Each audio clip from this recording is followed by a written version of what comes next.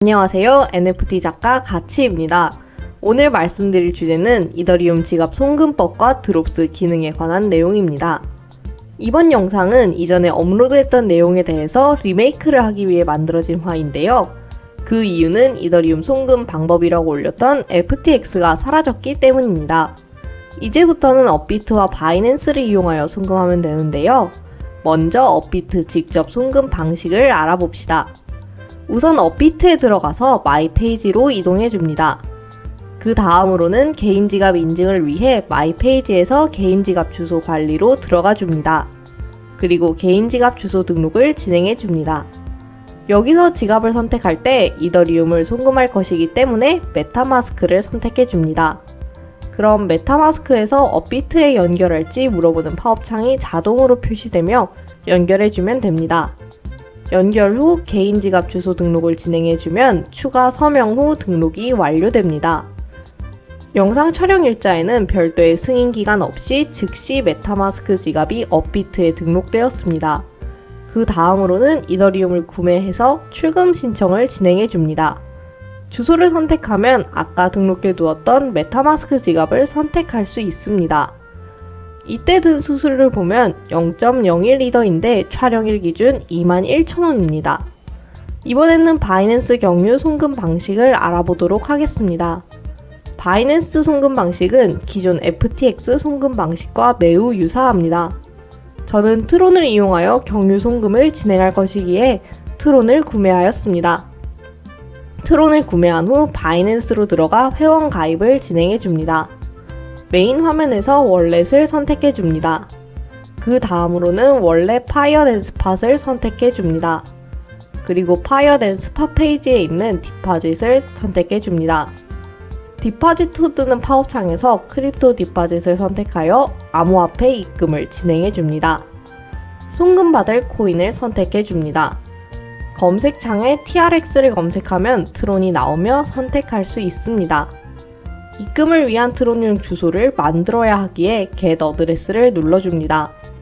그럼 트론 입금용 어드레스가 생성되는데 이 주소를 복사해 줍니다. 다시 업비트로 들어가서 트론 출금 신청을 진행해 줍니다. 아까 바이낸스에서 복사한 주소를 받을 사람 주소에 넣어줍니다. 이때 하단에 메모가 나오는데 트론은 바이낸스에서 메모가 제공되지 않기에 입력하지 않아도 됩니다. 제공되는 코인은 입력해 주는 것이 좋습니다. 출금이 완료되었으며 촬영일 기준 1트론 즉 90원이 소모되었습니다. 이제 바이낸스의 파이어 앤 스팟으로 다시 들어가 줍니다. 트론이 제대로 입금이 되었으며 이제 이 트론을 이더로 바꿔보도록 하겠습니다. 트론 창에 컨버트 버튼을 눌러줍니다. 그럼 바로 이더로 바꿀 수 있는 페이지가 나옵니다. 촬영일 기준 2단계에서는 환전 시 별도의 수수료가 발생하지 않았습니다. 이렇게 이더로 환전이 완료되었습니다. 이제 이더만 표시되며 위드로우를 눌러 메타마스크로 보내주시면 됩니다. 위드로우를 누르면 주소를 입력하게 되는데 메타마스크 주소를 입력해 주시면 됩니다. 메타마스크 상단에 주소를 복사하여 입력하시면 됩니다.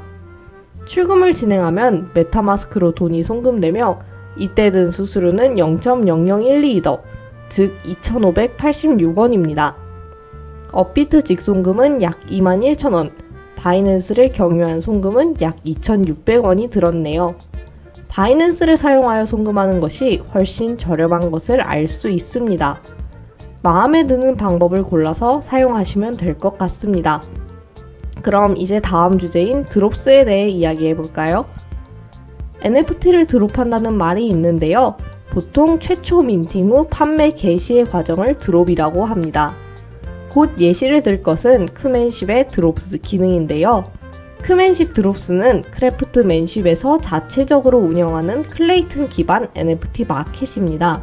NFT가 판매되지 않은 경우 블록체인 수수료를 지불하지 않는 것을 목적으로 NFT 플랫폼 중 이미 많은 곳에서 사용되고 있는 기능입니다.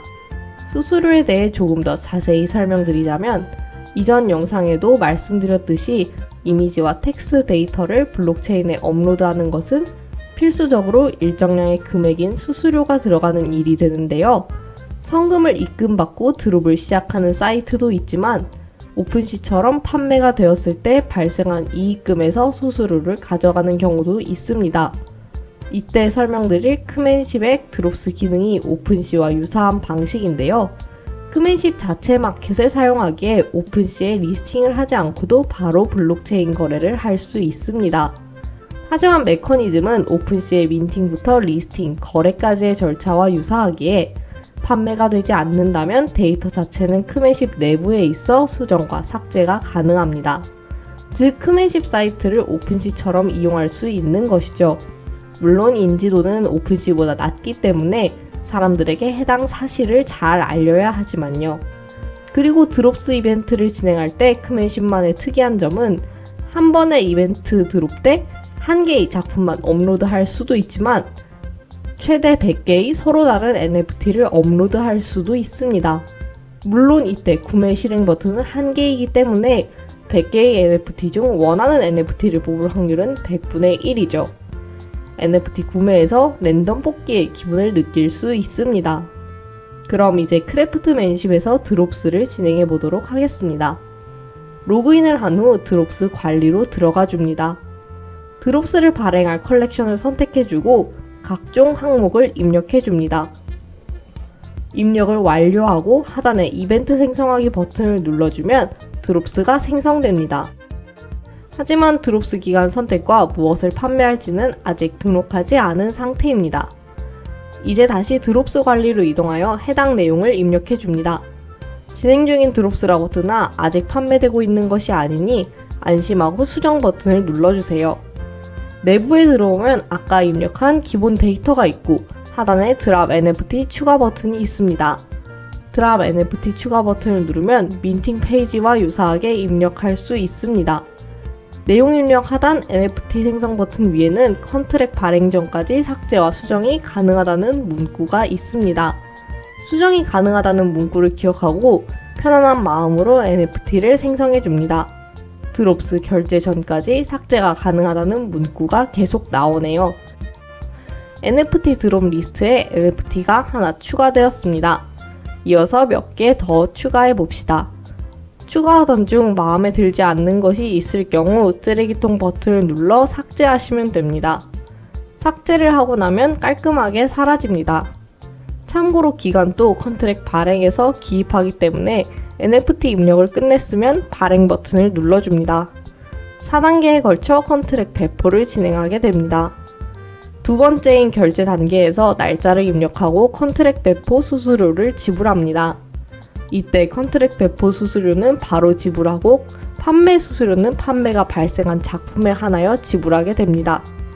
컨트랙 배포 준비가 완료되었습니다. 개인 드롭스로 들어가게 되면 진행 대기 중인 드롭스로 표시가 됩니다. 그리고 이 시점부터 크래프트맨십 메인 페이지에서 드롭스로 들어가게 되면 다른 사람들에게도 해당 드롭스가 보이게 됩니다. 미리 보기 이미지에는 어떤 작품들이 준비되어 있는지 번갈아가며 보여주며 각종 설정이 보입니다. 하단부에는 어떤 아이템이 있는지 보여줍니다.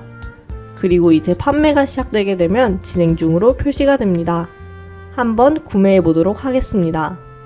구매를 하게 되면 남은 수량은 표시되지만 어떤 아이템이 팔리는지는 공개하지 않습니다.